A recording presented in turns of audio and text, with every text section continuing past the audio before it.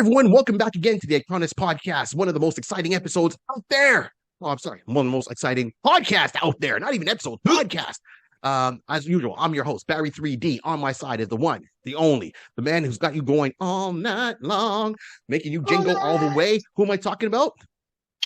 DJ Rod C. Yes, ladies and gentlemen, welcome to another episode. It's about that time.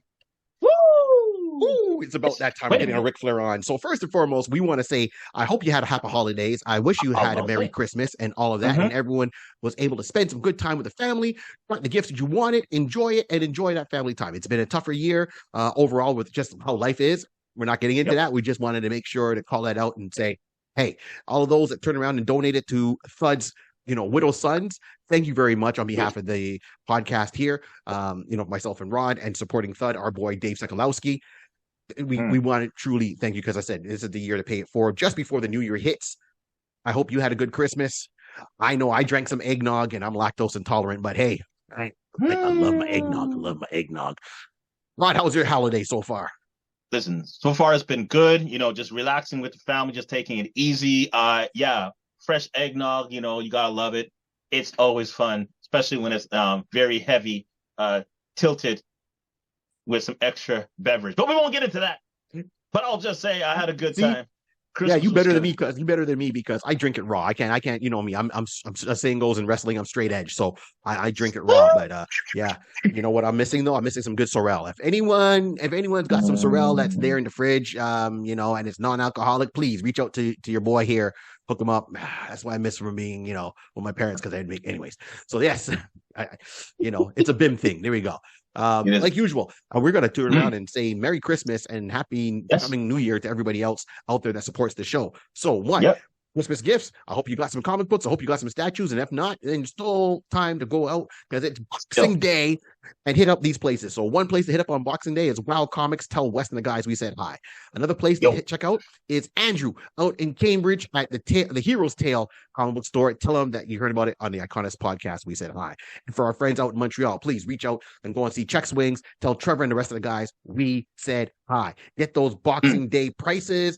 It's not too late. Hopefully you got some gift cards, and it's not too late to get one and give one. All right. On top of that, another friend that supports the show is Miss Brandy Ford.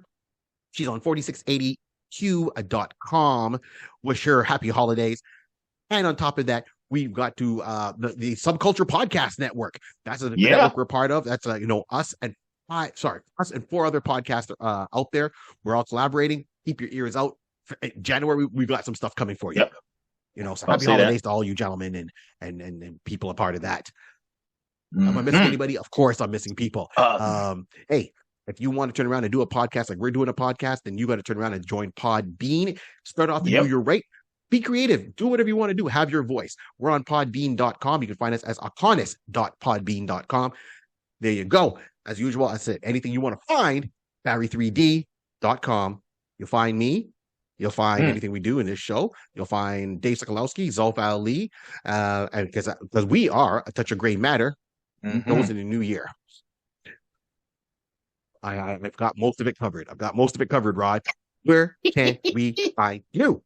Well, you can find me on the World Wide Web, as I always say. You can find me on Instagram at Mr. Rod C. You can find me on twitch.tv at twitch.tv/DJ Rod C. You can find me on TikTok at DJ Rod C1. That's DJ Rod C1. Woo! Yeah. That's it. Now, last but not least, we're going to turn around. Oh, all right. I'm going to kick it off. Rod. Sorry, there's one more. There's one more person. There's one more, right? Right. Save the best for last. If you wanted to go and get any kind of graphic work done, you need a graphic artist. Regardless of where you are in the world, you reach out to our boy. You tell him you heard about him on the Iconis podcast. He'll give you a discount. Well, what's his name? Well, it's the one and only Jaybird Digital Art. Mr. Jason Reese, Jaybird Digital Arts. You tell him you heard about him on the Iconis podcast. He will give you a discount, especially why not? It's the new year almost around the corner. Kick it off right with anything you need to do. Okay. On that note, it brings us to the episode. On today's episode of the Iconis podcast, the icon is us. Let's Everybody. go. Let's go. This is how we end off the year, because this is technically the last one of the year. Yeah. This is how we do it. This is how This we is do it. how we do it. So over the year, we've done a lot of stuff. We've talked about a lot of characters over the calendar year. Woo! Yeah, we fan casted a lot. Well, we've Mm, had our discussion. We've got our Patreon. It's that stuff like yeah, that. We're still waiting for yeah. people to send in your pictures, Favorite. Yep. Pictures of favorite your favorite pictures, comic and books. yeah, of your favorite comic book stories. And you know what? Maybe it was my own oversight. So let's try this again. Still want to see it. Send all that. If you got a picture, send that picture over a quick location where it's at, and let us know. And you can send that to Barry Carter, barry3d.com. If you're not sure, you go on my website, you use my contact, and you can send me an email and I will get it with that attachment. That is awesome. So there you go, through my website. Nice. So right now, I'll be right. We're not fan casting anybody today. We just wanted to talk about the year, what we enjoyed, what we hope to see maybe in the coming year. Yeah. Moments we had our craziness. Let me know. Did you like me when I sing sometimes? I can't sing, but I like doing it. Oh, they like it. Mhm. I believe they do. They're still I here. believe. So that's a good Exactly. sign. That's a good Thanks, sign. Rod. See, family. I So I'm like going it. to kick this off with a simple question here for you, Rod, but it might make you think. All right. So I hope you're ready for it. Okay. Strap on in. My question is, first and foremost, we've covered a lot over the year, but let's see. Yep. Over the calendar year, Mm-hmm. what maybe movie, streaming series, or something that you watched that you and maybe we've talked about, haven't talked about that you enjoyed that you think our fans should turn around and watch, binge watch maybe over this holiday season? Listen, I'm a type of person, I'm all over the place. I'm all over Won't the matter. place. If it isn't like Lower Decks, Yeah. check that out. Yes. Loki, check that out. Right. What else was there? You know what? I know people. I know we just talked about it. That's why it's fresh in my head. We talked about it last episode about She-Hulk. I know people may not have liked it, but I like She-Hulk. It was all right. Um, uh, different shows. Let me see. Shows I was. I don't know if anybody liked, but I liked the reboot or the continuation, Quantum Leap. Quantum Leap, Oh, the series that they brought back. yes. I like Yeah. it. They got a little more deep into it and just gave up different theories and stuff like that. So I was like, okay, we're expanding on the Quantum League universe. Okay. Okay. So that's a good starting point. So I know you mentioned She-Hulk, and I agree with She-Hulk. Mm-hmm. For fans that like She-Hulk, great. For fans that didn't like She-Hulk, for Mm-hmm. whatever reason thought it was too jokey or maybe too campy, then go and read the John Bryan run of She-Hulk, and then you would understand where they're pulling from. It gives you a little bit Yeah. more insight of their flow and influence. Now, for Quantum Leap, the reboot or continuation of the episode, that universe, I admit I saw the commercials, but I haven't watched it myself. You haven't watched it? Okay. No, I haven't watched it. But you're a fan of it though. You like how they're going with it. I do because they are basically keeping the same premise that in the original Sam Beckett jumped from individual to individual, righting the wrongs, for a better future, in that nice way of saying that. Right. And this Right. particular individual, Ben, he basically, Ben's son, he does exactly the same thing. But the great thing how they started it off is that he purposely walked in knowing that the previous jumper, Sam, was technically trapped. So, in a nice way of saying, the program had stopped they're trying to keep it as real time as possible from the time the show came back in end of 80 till around now. So they basically say that the whole program was shut down for like 30 years. And something initiated to start it back up again. They started back up again. And then you find out that all of a sudden the lead jumper, Ben, purposely jumped in, and they knew if we go in, we're trying to figure out how to get someone in to come out, like the original intent. So he jumped in.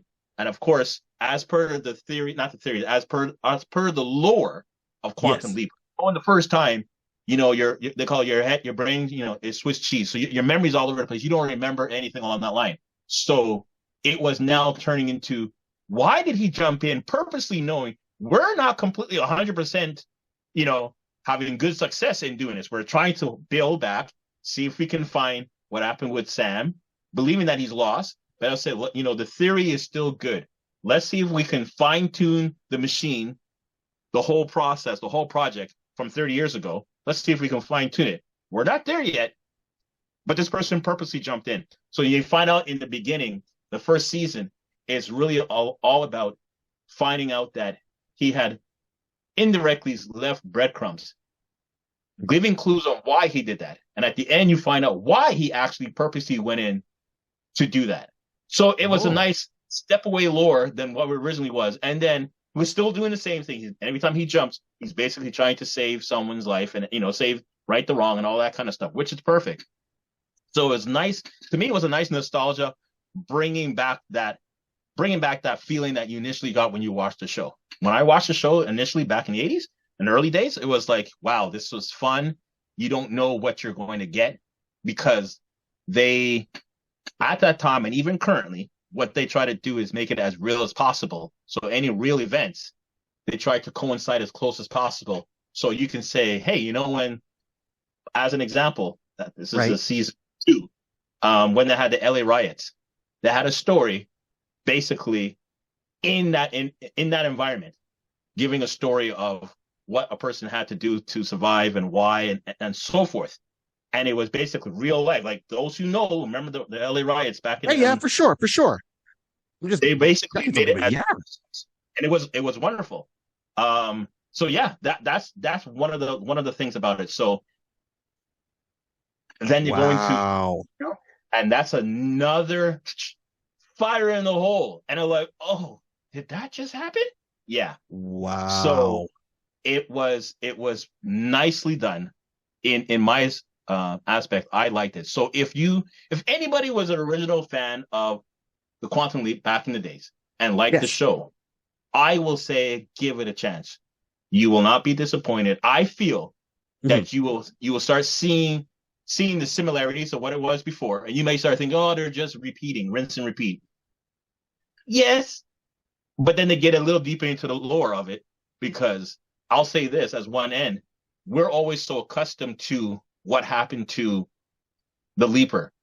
In this particular version, they basically worked, they show us now both perspective, both point of view, what happens to him while he's jumping, then what happening to the people, the team outside, all the ups and downs they're trying to do. Because in reality, if you think about it, it was very rare to actually see Ziggy and all those in the outside world until the very, very last episode. Yeah, exactly. Right? So all you ever had was had Al, the hologram, who was his contact, his connection to the future in that sense. You still have that here, but now you start to see what happens on that side. Like he comes out, where Al goes, Al now getting information. Like he said, I'm getting information. Now you see them actually getting information, getting as much as possible, and basically saying, hey, this is what you got to do, da-da-da-da-da. And it's a lot of moving around. I will say that it was a very good series. And definitely, if you have the opportunity, check it out. I don't think you'd be disappointed. I don't think so. Okay. Well, okay. So, I'm going to put that on my list. That's going to be on my list of things I got to watch. Definitely overall. So, I'll turn around this. So, one of my shows I started liking, I watched, and this is like maybe off base, a different thing, right? It's called The Legend of Vox Machina. So, it's on Amazon. It ran for 2 seasons so far. It's pretty recent. It's a anime cartoon. Yes. Like a Dungeon and Dragon kind of thing. Yes. Oh, I love my Dungeons and Dragons. Yes. I've watched a lot. So one of my favorite things to watch is Record of the Lodoss War. So if you watch that anime, if you're a huge Dungeons and Dragon fan and you haven't watched Record of the Lodoss War yet, watch it. It stays true to the test of time. It has the archetypes, it has the character classes, just like a Dungeons and Dragons. They made it as a big theatrical release, and then there's a continuation of it. So you get the initial run of the Record of the Lodoss War. There, the art, at the time, it's beautiful. You can find that, through Amazon to buy it on DVD, Blu-ray. I think it's a worthy purchase. Then you get the continuation of it, which I thought was a little bit less with the writing, and some of the art kind of went down a little bit. But the original, I think it's like 24 episodes. They're like just under 30 minutes, 20 something minutes each. So it's an easy, quick watch. And you have your dark elves, as they call them, but we know them as Drow. You got your regular elves, and the elves, how we see them are more like from the basic set where they're just a mishmash of if you play Dungeons and Dragons basic, you don't when you play an elf, you don't play a character class, you just play the race. And elves have magic, they have part fighter capabilities, Mm-hmm. so it's a mishmash of a magic user and all that, but that's just their natural whole thing. So the Legend of Vox Machina, really good with the lore, great with the action, Yeah. subplots in there, what they have to Yes. do, hard luck heroes, all different ways. They all pray to their gods. You got a cleric in there, you got a orc barbarian, he's got a orc barbarian, he's got to kind of deal with his tribe. So Mm-hmm. it does give some good backstory, right? The two leaders are brother and sister. It's Definitely, yeah, I will no definitely turn around and watch that anytime. I 100%. know on IMDb they gave it like 8.4 out of 10, and it said it's on Amazon right now. So for a lot of people that have the streaming service, check it out. You want Check it something out. to watch over the holidays that's a little bit break from all the Christmas movies. We're Boxing Day. We're past all that. That is high on my list. The only Mm-hmm. thing that nudges it out is a record of the Lodoss War, then get into the Legend of Vox Machina. You're gonna say, okay, Barry, we got it. And that opens you up. You'll see magic used as magic. There's the Bard, Skillian, I think his name is. So, Okay, oh my that's my gosh, boy. He's wild. He's wild. wild He's out, wild. wild out. Listen, Yeah. it's the odd couple, and like think of is basically like Barry saying, you got different tribes, different type, but it's just basically different personalities all converging with one to for a common goal, and you can see how each is nearly irritated by the other, but they're Yep. realizing by the end of it all, they become a family at the end. But in the beginning, you can see like why have I not killed this guy? He's annoying me. I can't. Do we really need to keep him? Do we really can we work without him? Type of scenario, and you realize at the end everybody's have their part to play. But it is so hilarious just to see how edgy it is, how Hmm. it's a very adult type show. So Yes. Yes, it is. Yes, it is. let's put that out there, just to let you know, just in case, like, hey, come on, Yeah. kids, you know what? It's the holidays. We Mm-mm. got, we still got a couple of days before the end of the year. You know, Mm-mm. it's Mm. Saturday. Let's watch some shows. That's right. No, This is why no, I'm giving you no. the twofer. Record of the Lodoss War. You can watch with your kids, no problem. Right? The Legend of Vox Machina. Do not bring your kids. No, Do not that's for bring you to kids. enjoy when they're in bed or they're playing with their toys or their new video games and they lose track of time and you can just go and have your time. This is when you go and get into that.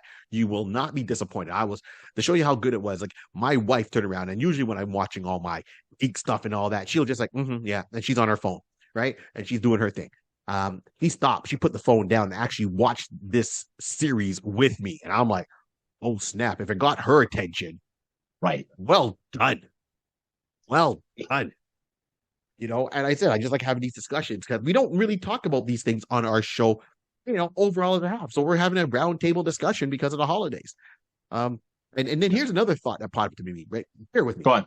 I know there's not much we talk about in some of the main heroes, right? And that's by design. And it's Mm-hmm. a holiday episode.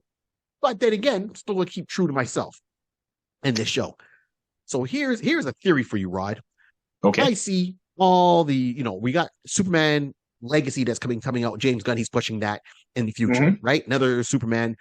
It's not gonna be a reboot, he says. It's gonna be a different telling. They've got, Okay. Henry Cavill, I think got shafted, whatever. Warner Brothers, get your stuff together. Here's a take that I think would be interesting and smart, in my opinion, and you guys let me know if you agree or not. How to do a Superman that would tie a lot of stuff together, make people go, "That's it, we've got it." Here's my take. Mm-hmm. Call it Superman Kingdom Come. Not even Legacy. Superman Kingdom Come. And if we go back to the Okay. books that Alex Ross did, Kingdom Come, where it's Right. in the future, a possible future where the heroes are older, they got to fight other, but call it Superman Kingdom Come. In Superman Kingdom Come, you bring in the two main actors. This is all you need. You need Tim Daly, right? And Dana Okay. Delaney. Now, if you're wondering who, if you look up, Tim Daly was on Wings. He was on that comedy TV show Wings. Oh, okay. Dana Delaney, we've mentioned her before. She was on China Beach. Okay, cool. But they were also the voice actors for Superman slash Clark Kent and Lois Lane in the Superman Adventures, just like the Batman Adventures cartoon, the Superman Adventures, Right. and also in Justice League Unlimited. Mm-hmm. Now, these two, actor, actress are a little bit older already. But if you see Tim Delaney, he's still in good shape. Okay. I'm Mm-hmm. not talking about doing it as a cartoon. I'm talking about doing it as live action. Oh. That's right. My logic is you take the two voice actors who played this role, Mm-hmm. right? Put aside, and now when I say put aside, they did the roles as voice actors. Let's put Tim in a Superman costume. Let's make Dana Delaney Lois Lane. People will Mm-hmm. automatically recognize the voice. That's the tie-in. Keep everything that happened in the animated series as canon and reference it, but Okay. put them in their own version of Kingdom Come. Instead of finding an older actor to play Clark and someone else, and let Tim Delaney be an older Superman. Let Lois Lane be, let Dana Delaney be an older Lois Lane live Mm-hmm. action in a kind of Kingdom Come setting. Then you could get into the exploration of, okay, well, we had a kid. We're kids. This way you can make them older. Okay. You can deal with that. And it's almost like how Marvel ends, and Marvel does their Marvel's Ends universe. I would say do that as a Kingdom to wrap it up. Cartoon is canon. Justice League is canon. Justice League Unlimited is canon. Easter eggs and references to it. Put those Mm-hmm. two live action. That's the live action movie I would go and see. My DC Warner Brothers, if they do that right. Because think of it. First of all, marketing. Just think of that. Everyone's going to turn around and say, wait a minute. You got the voice actors to play themselves? You don't have to de-age anybody. You don't have to get Mm-hmm. anyone. No. Just put the budget. And then you can put cameos of heroes that are aged. Bring in an aged Wonder Woman. Oh, what? Yeah. What's that? Bring back Linda Carter as Wonder Woman? That can work. Okay. That can work nice. Okay. That can Okay. work nice. Right. Then Well- we bring in once again. We bring in Michael Keaton as I was about Batman. to say that I see the setup. I see the alley oop. Well, you know what? We're just gonna Michael. We just need to don the suit again one more time. Let's One more go. time. Proper storyline, right? And then you bring back Wesley Sipper, the one who played the Flash, the original Flash. I was about to say, yeah, okay, perfect. Okay. You wouldn't even go so far? All right, let's try this one. Give me Grant Gerst, right? Who played Flash in the CW one? Yeah. Put him in as Wally. Yeah. Ooh. Mm. This show is about fan casting sometimes, so sometimes we got to throw the idea. So we got to see, it's just, and this is just a random thought. What Right. do you think of this concept? I know I'm just putting it out there on you. No, it's a nice concept because listen, these voice actors and these live actors are still our current heroes. We grew up with these actors playing and representing these IPs. So why not have something like you said? We'll just rewrite up, slightly adjust a Kingdom Come type of script, and why not have them? Because they're still here. They're still here. Why not? It's still raring to go. And Dana Delaney. Okay. Oh, that's okay. Yeah. Fine wine. She's locked that. Oh, and you know what? Mm. Okay. Uh-oh. No, so you have no, because you're bringing back some old characters and old people playing characters. So we bring Michael Keaton in. Now this is where it'll be up to the fans. Who would they want? It's having Jack, or having Mark. I think it might be Mark, but if we get Mark to come in as a cameo of some sort as a Joker, Mark Hamill. Can you picture Mark Hamill on screen playing the Joker? 100%. With Michael Keaton? Or 100%. Or if he doesn't want to do the Joker no more, I know where you're going. Trickster. Yep. I was about to say that's another route. So we can have Jack as Joker and has Mark coming in as a Trickster because he has done it. He's done both. He's done them both. But I mean he's done it where he has come back as a Trickster and recent years, within the past what, maybe 5, 7 years on the CW recent, Flash. yeah, WT Flash, he came back as a trickster. So that won't be too much of a far, reach for him to say, Mr. Hamill, we need you to don the outfit again. Which one? Surprise us. Exactly. I know as fans, we would love to see him do the Joker on Right. screen. I know he says he's never going to play the Joker because of the Of passing Kevin, of Kevin Conroy. He's not going to take that 100%. role And anymore. that's where I was saying, if anything, we can at least have a conversation of having as a trickster. Yeah, and I respect his decision, right? I respect his 100%. decision. So if that's what he wants to do, and because that was his foil, he's not going to replace him. All right, then come back as the It's trickster. a And trickster. even as the trickster, he can still do like a voiceover as the Joker just to mess with Batman because he's the trickster. He can turn around and change his voice to sound like Batman, and Batman, Michael Keaton can say, "Wait a minute, I thought he died," and it's like, "Fooled you," as an Easter egg. Yeah. Oh, Warner Yeah. Brothers, hire us. Let's go. Let's go. Jeez.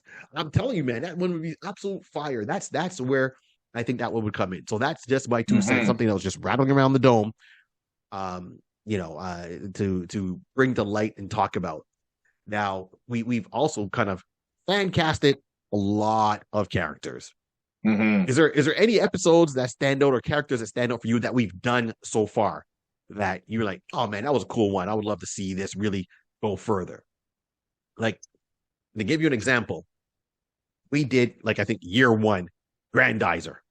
Grandizer will always stand up there for me. The reason Grandizer's come back up on the map for me is because now there's a video game of Grandizer, and I'm like, I'm all into this game right now. So Mm-hmm. I know I might be late to the party, brother, on a budget, but this is where it is, right? So it's bringing that back. So we did it with me, you, and Roland that did that episode, Right. and I'm still waiting.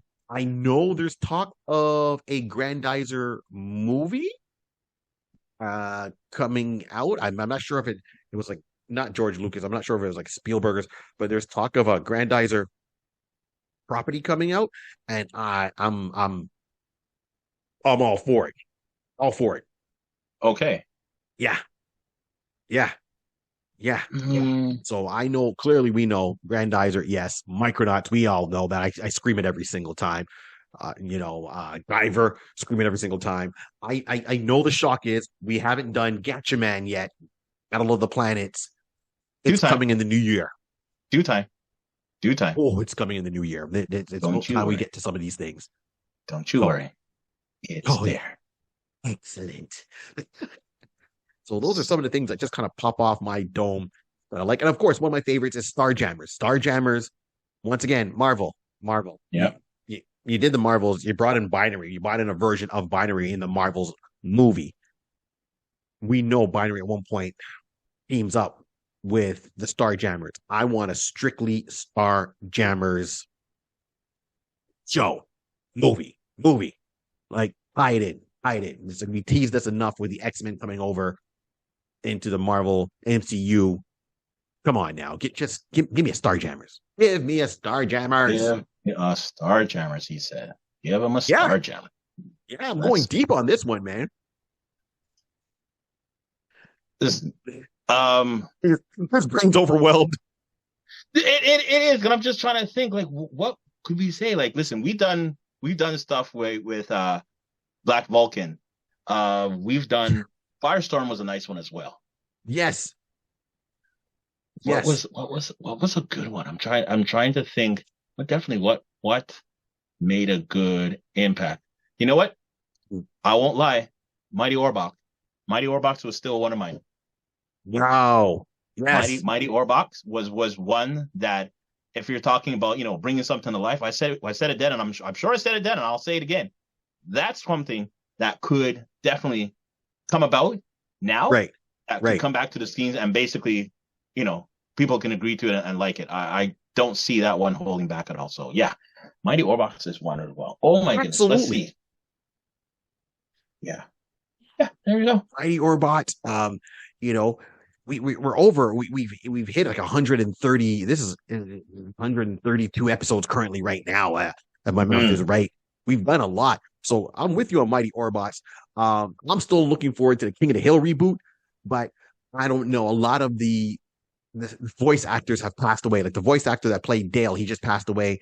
Well, not just a few months ago. So that was and he's one of Okay. my favorite characters on Dale. So the actor that played Dale, he's passed away.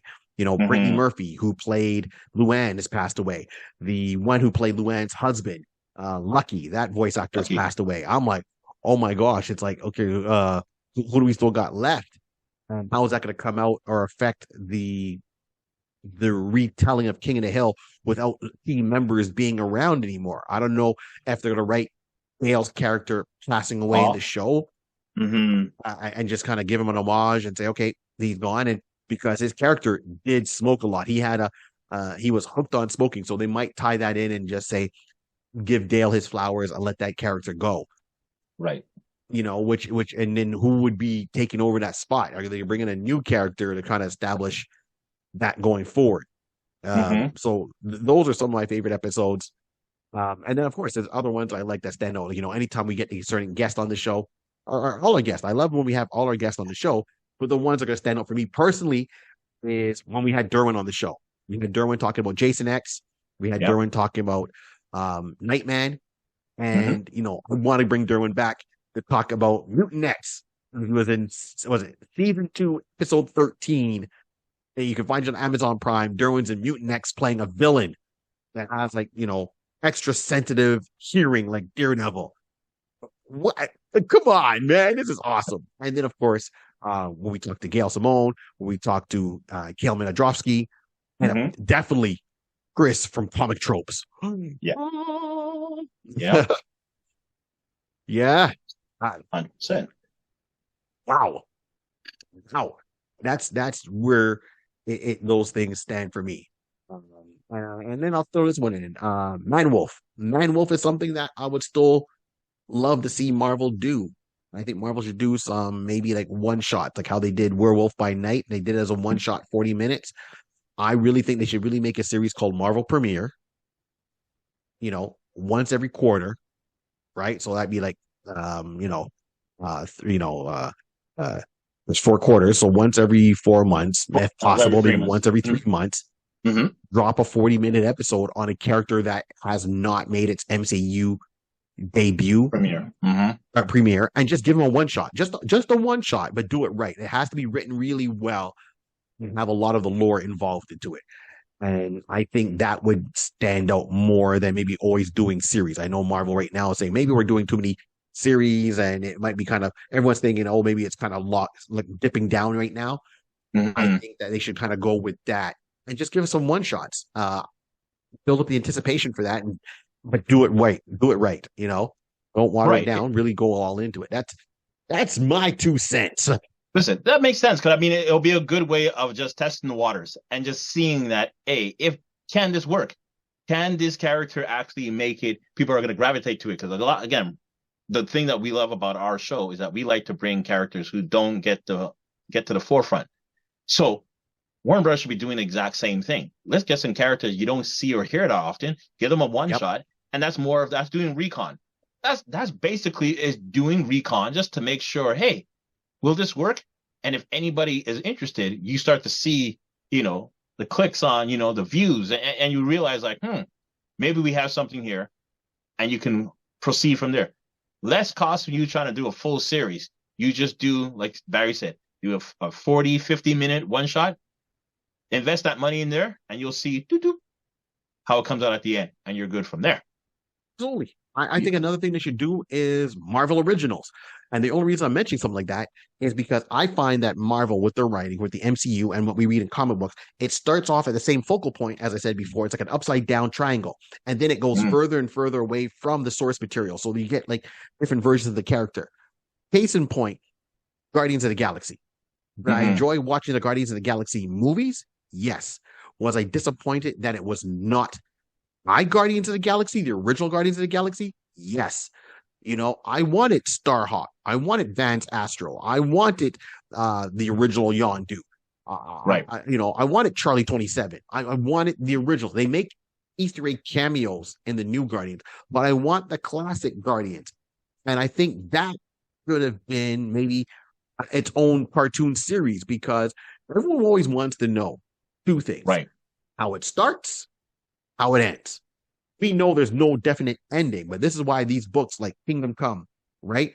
Um, what was it? Marvel X, the one where Alex Ross did the covers, and it was all like the end goal of the Marvel universe. So you see like uh, and I think it was not Marvel Ends, but it was like a Alex Ross did the covers, but it was a lot more to it. It was like 2 years they talk about, and you see what happens with Machine Man, who's now gone by Aaron Stark, who's gone by X-51. He becomes the new Watcher because the original Watcher is now kind of retiring and he's living on the moon. Mm. How the Inhumans, where Black Bolt now has a full face mask. You don't even see his face because it said his face got damaged in a particular fight. So his face is fully covered, but his power level has gone even up further than that. So this is where I want to see Universe X or Earth X. That's it, Earth X. So it's Earth X by Marvel Comics. Great read, but this is when you get like Marvel ends. Wonder Woman ends with DC, and Justice League ends, and Days of Future Past. We know what their characters are doing present day. We know where they came from. We want to see how they end up. Case in point, going back to Guardians of the Galaxy, the original one, the OG one. Wonder Man shows up in it, but he doesn't go by Wonder Man anymore. He's fighting a rebellion on Earth. He goes by Hollywood. He's older, white beard. Everyone's like, okay. He makes references to the original Avengers. Everyone's like, all right, what's going on with this guy? And then they knock off the glasses. They see his eyes. They're like, wait a minute, aren't you? He goes, yeah. Who are you again? Yeah, you used to know me as Wonder Man. You're alive. Like, yeah, okay. So Yeah. this is where I want to see an OG Guardians of the Galaxy through to the comic book. I think it was Jim Valentino that was doing the art. I can't remember who the writer was, but that was when I really connected with that series. And they did in the series a lot of Easter eggs. They connected a lot with a whole, you see the Silver Surfer show up, and it's like, what happened to Galactus? Well, he's not around no more, but now I'm this new, he's got the band that Quasar has, and it's the Silver Surfer. His powers have just augmented even that much more. Right. You got this, was it the Spirit of Vengeance, not even Ghost Rider, which is a future Ghost Rider. Right. There's a lot of things with time traveling back and forth and how they made that. And that's a universe I thought was unfortunately jumped over big time with so much history. And it was fun reading that comic book because you saw what happened to the mutants. They all left Earth. They had this villain now come up called Rancor, who's like the great, great, great granddaughter of Wolverine, who's ruling all the mutants. And they said Wolverine is still out there alive, and she's hunting down Wolverine, because she wants to make sure they have the right of killing him off. And then, you see Doctor Doom show up. And when they fight Doctor Doom, they blast away his face mask, part of his armor. And you see Doctor Doom saying, well, my body died a long time ago, but I put my mind in the body of Wolverine. His body's gone, but I have his adamantium skeleton. I'm pretty much indestructible in Doctor Doom's armor. What? Like, how did Wolverine die off? Well, he walked off, and that means Doom and Wolverine had like the battle, and Right. Doom was victorious. Okay. These are things that we should be talking about, I think, a little bit more. And this is why I love doing these things on our show. Because a lot of people that walking into the MCU right now don't realize is okay, oh yeah, I'm going to the comic book store. I want to get some Guardians of the Galaxy. And the comic book store owner is going to hold up, the original with the team I'm talking about. And he's like, well, where's Star-Lord, man? Who? Star-Lord. Star-Lord himself had a different look and character. Star-Lord wasn't a lighthearted guy. Star-Lord, the original one, was a bit of a dick. All action. He even said that people are jealous of me because I'm so good. Like, he was conceited. He was a little bit arrogant, aloof, full of himself. Star-Lord. And then, the Star-Lord we get is more, hey, man, Star-Lord. Back if you read the book and you used that Star-Lord, he would have been like, hey, I'm Star-Lord. I don't care who you are. This is what we're doing. I don't need you. Watch me do this solo because I'm that damn good. And Star-Lord would go and just do his thing. Right. Uh-huh. I want more of the OG stuff. So there's what grinds my gears. Let's bring it back. And I think this is why Marvel the MCU is kind of gone off kilter with some of the impact is because they stepped away from what fans know as their true characters, storylines, so forth. So the casual fans like, oh, this is cool. Us fans Right. are like, huh, bring it back now. Reel it back. Come on, Kevin Feige. Reel it back. Yeah, that's I'm good. It's out of my system. Thank you for listening. Okay. Okay. All right. Good. Good. Good looking out. Yo, I listen. That's a good. That's actually nice. That if you can bring that particular IP to life and bring that story, that'd be very interesting. Because you're right. We all know. No one. You know the thing is, I don't think anybody wants to jump ahead to see the possible ends. Right. But is the reality that right now we're talking about multi universes and stuff along that line. So now it's a perfect time. Maybe not perfect, but this is a good time to start introducing these type of scenarios. And again, you just basically, or sorry, from your end, time dated in the near future. Oh, so this is not happening now. Okay, let me see what you're going. And now this is the possible future. So again, that's all these are right now. All these stories, all these IPs are giving you possible futures. So let's find out what could happen. What could have happened if, Wolverine, like you said, Wolverine dies out and Doom takes over. Wolverine's daughter is now the leader of all the mutants. Yeah, let's have that convo. Let's go. Yeah. They bring it. Well, They make sure that in the future, Maestro too, because there's still other ones with Maestro and everything along that oh line. gosh, yes. So again, there's enough stories that where there are possible futures. I think it'll be a great to do that. And again, like they did with Logan in that sense. Logan is maybe the most current possible future that they've had because now we're talking with, Hugh and Patrick in later years. And you can see, how life is affecting them. So we did it with that. Logan was a great success. People enjoy that movie. Why can't we do it again? Let's do it with some other characters. Yeah. Like you said, Maestro, if the Hulk has a lot of stuff left to do. We haven't got World War Hulk yet. We haven't got World War Hulk, like traditionally World War Hulk. That's one I love to see. We have not gone Hulk where he merges all three and he joins and that group there, the Pantheon, and he takes over as leader. That's a lot of stories that we're missing there. Gray Hulk as Mr. Fix It. Come on, that's a whole run right there, man. We haven't got any of these storylines, and these are just from the heavy hitters, right? We've never got Superior Spider-Man. I know that was one of your favorites when you're reading it. You're telling me all the time. It's like when Dr. Octopus puts his mind in Peter Parker's body and takes over, and Peter Parker's there in the background. It's like, I can actually do that? My powers can do that? It's like someone else took over the driver's seat and showed you how good you could be. But Peter never kind of takes himself overly serious. He's good. He's great. He can be that much further. Yeah. No. So these are some of the things I think that would really bring more of an impact back to movies, the excitement. The movies are great when you see them and he's fleshed out, but at sometimes they just get a little bit generic. And it's not a knock on them. I still enjoy going to see them. Like the last one I watched was Blue Beetle. So I watched the Blue Beetle movie, right? I saw how it came about. Said, okay, see what they're doing. I know as a fan, there's two prior Blue Beetles than the one you're mentioning right now. They always tease us in Smallville. They teased us in the Flash Arrow universe.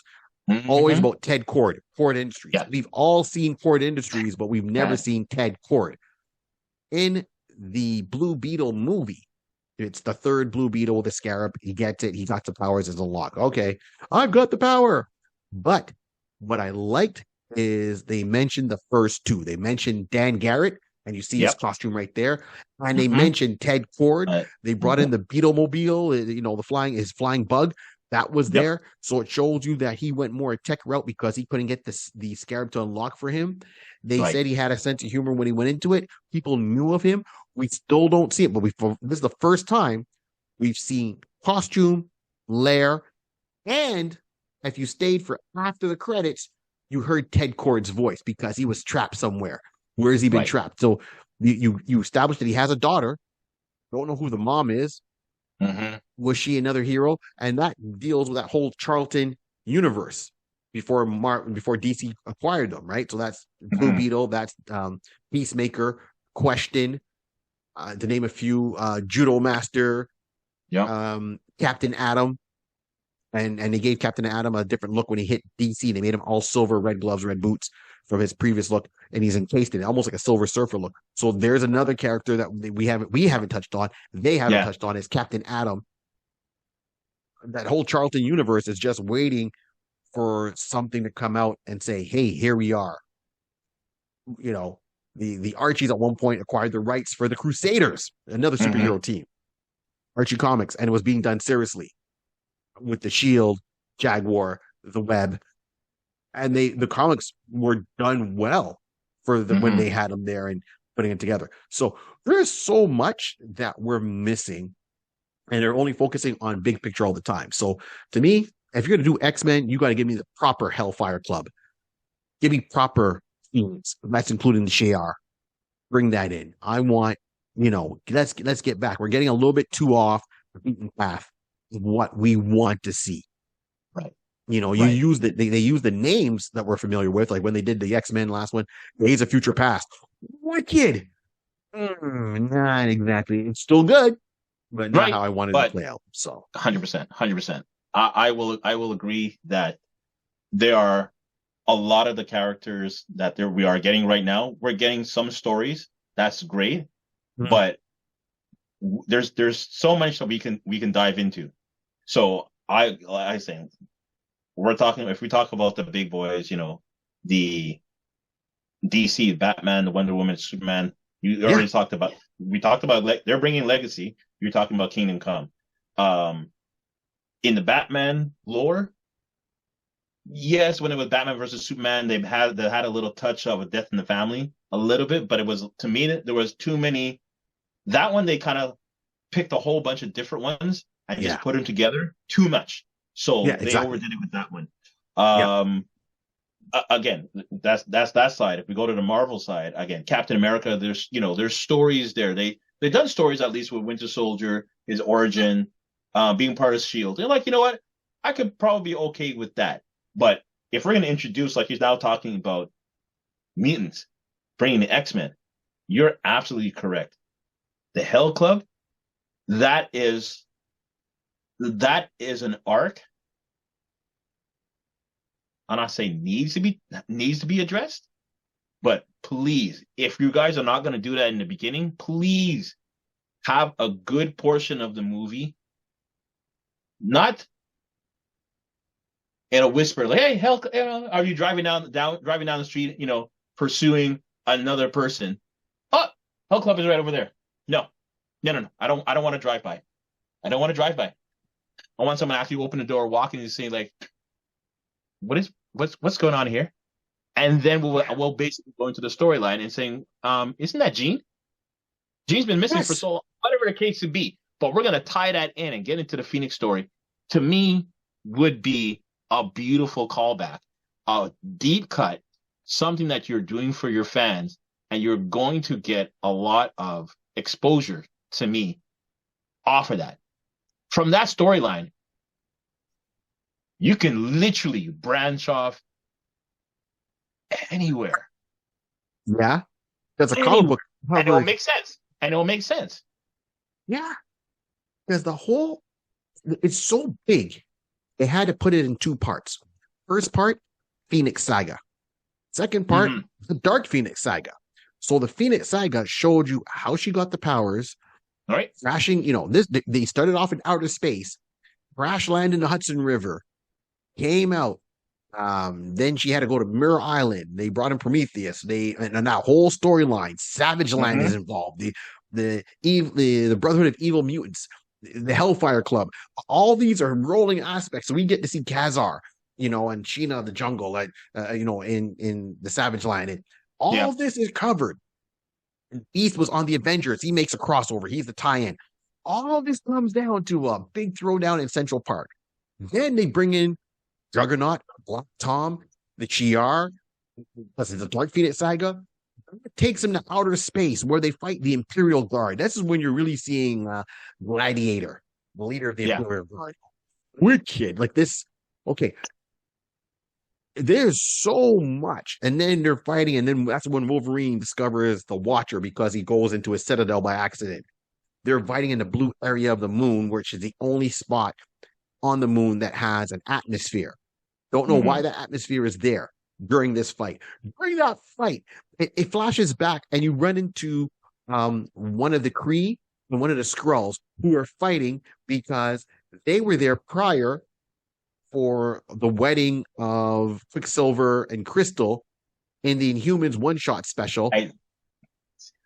Right, and they sent a representative. The Fantastic Four is there, and then one of the Kree starts kind of mouthing off to one of the Skrulls, and the two of them start fighting back and forth, and they get into their own fight, which is a subplot, and they fall into the tunnels. Now everyone thinks, oh, they're dead, and then you run across them in that. Like months later, they're still fighting each other, guerrilla warfare style, trying to take each other out, right? Because they're dealing with their own racism between these two races.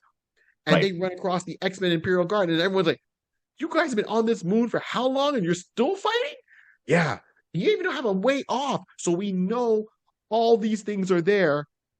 And of course, you bring in the Shi'ar Empire, which is the dominating species in outer space. Yeah. Which brings in the Starjammers. Wow. Okay. I'm saying there's a lot of branches, a lot of pathway they can start off with that. So I'm just saying, Disney, Marvel, this is a good foray. We've seen the origins. We've seen the origins. Fine, no problem. Mm-hmm. So if you're going to start back, you're going to introduce it. I understand they're going to have to do an origin story of their own. Okay, that's going to be accepted. Fine. I hope that it won't be such a long phase. Yeah. Because the way that I got to look at it, you know, how they're doing everything in different phases and everything like that. Do maybe like one movie, the first movie, introduction to everybody, flashbacks, you know, how they come together, whatever. And you can either put them right into their first mission or merge both, because the first mission is what got them in trouble. They got in trouble, and then he had to come back with Team 2. All right. Get Team 1, please. Thank you very much. Greatly appreciate it. Exactly. Even bringing the original X-Men, the original 5, right? Like how we know them as. So right. So you can bring that in, and then you're bringing in the second team and everything along that line. But you do that. Go straight to the Phoenix. Let's get that going. Because from there, then you can branch off to any other place. But if you've done one of the major arcs that everybody knows and loves from back in the days, I say that's a way you're going to pull in the old generation who during that they were there during that time. The new generation will be intrigued, like saying, "Oh, I've never seen this rendition. I've never seen this point of view of Phoenix and how she interacts with others and what her power status is." Let's go with that. I mean, they did their version, but it could be done better. That's all. Exactly. So we'll get to wrapping this up. So here's a couple of things I would say. So one, I know for myself personally, there's a couple of things I'm looking forward to. So one we didn't talk about, but it's called Citadel. That's on Amazon. It's a kind of a spy thriller, well done. But season 2 is gonna be way off for a while. But it was so good. It had Joe Jonas's wife in it. I think it's Joe Jonas's wife, Deepra Chopra. She's like in the main part, and it's playing with spies being mind wiped. It was so much fun. Yes. Yeah. That's one definitely I'm looking forward to watching. As in cinema releases, I don't know what I'm looking. I mean, Superman Legacy, of course, I'm looking forward to seeing. I want to see where Warner Brothers is going to take the DC universe. For Marvel, their universe, the only thing they're coming out with for 2024 really is Deadpool with Wolverine in it, and everyone's speculating that the X-Men are supposed to make an appearance. People are speculating that Taylor Swift might play Dazzler. Yes. So we'll see how that plays out. But I don't know if there's anything that's got me excited where I'm jumping up and down. that I want to see at this point, like going forward. I mean, maybe it's just because my mind is everywhere. So that's what it is. So what I'm hoping for is this. One, Marvel kind of tightens things up. DC, you need to come with an approach, stick with it, give us the characters. We've talked about a lot. We will talk about a lot more.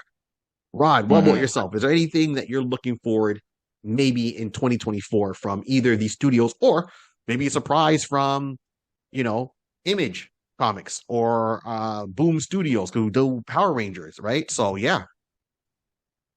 Well, for me, I'm looking forward to Deadpool. I'm definitely looking forward to Deadpool. Right. I know they're looking to do Gladiators. And I'm like, okay, Gladiators 2. I will definitely like to keep an eye out for that. But you're right. There's nothing that's out there that's making me like say I need to keep an eye out. Now I know with the writer's strike and everything is now back on their way.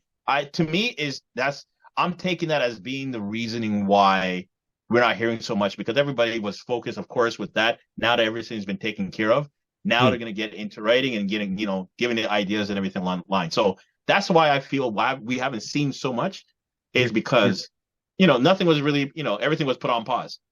Absolutely. So we're unpausing stuff now. So now it's just to wait and see what else is coming down the pipeline. And I hope that in the coming months, in the first quarter of the year, we're going to start seeing some stuff, seeing some sneak previews of what's coming out for the summer. So definitely we'll have another conversation about this again, everyone. And, for sure. Absolutely, for sure. And just continue from here on that easily. Yeah, for sure. Absolutely. 100%. So here we go. On that note, everyone, my name is Barry 3D. Delicious. Thank you for tuning in and rocking with the Iconist podcast. Remember, like, subscribe, share.